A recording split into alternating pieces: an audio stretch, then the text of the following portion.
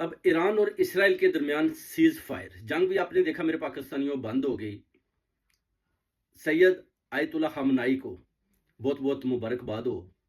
Trump نے بھی بولا جی کہ پیس کا میں اعلان کرتا ہوں، آپ کو مبارک ہو. اس کے بعد اس نے سید آیت اللہ خامنائی کا یہ بھی شکریہ ادا کیا کہ آپ نے جو 12 میزائل مارے پہلے ہی ایران کو بتا دیا کہ ہم امریکن اڈوں کے اوپر مارنے لگے ہیں.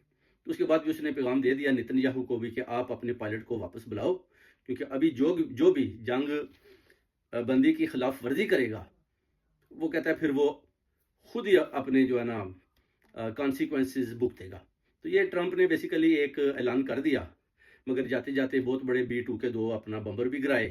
اس کے بعد بھی آپ نے دیکھیں ایران کی جو جرت ہے، انہوں نے جنگ بندی میں بھی ٹرمپ کو بھی جواب دیا، اور اس کے بعد سیز فائر بھی ہو گیا. اور اس کے بعد آپ دیکھ لیں اسرائیل میں جو یہ دیکھیں لڑکیوں کی جو چیخیں ہیں، رو رہی ہیں کہ جناب ہمیں معاف کر دیں، ہمیں چھوڑ دیں.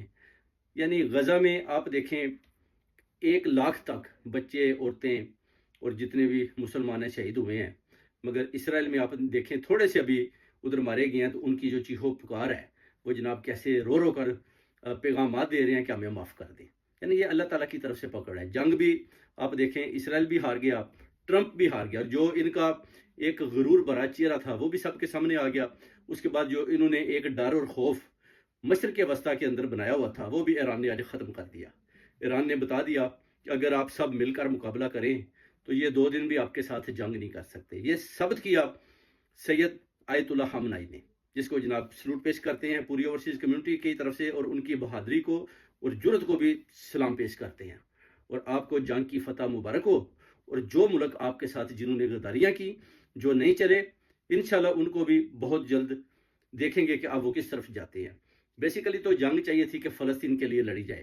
شروع سے ہی جب وہ فلسطین کے اوپر ظلم و ستم کر رہا تھا اسی وقت بھی چاہیے تھا ایران، عراق، پاکستان، جتنے بھی مسلم کنٹری ہوتے مسلمان سب کو چاہیے تھا اگر ایسی لڑائی لڑ جاتے تو آج فلسطین بھی جناب آزاد ہو جانا تھا، اور یہ جو اپنا یروشلم میں اسرائیل والے واپس چلے جاتے.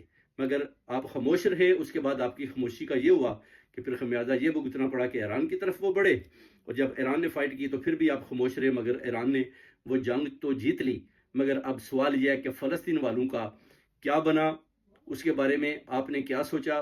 اس کا جواب جناب field marshal general Syed Asim Munir جو ایک ایٹمی طاقت کے سپہ سالار بھی ہیں ملک کے، اور سید آیت اللہ خامنائی بھی اس پر اگر تھوڑی وضاحت کر دیں تو پھر میں سمجھتا ہوں کہ امت مسلمہ کے لیے ایک بہت بڑا اچھا پیغام ہوگا. بہت بہت شکریہ.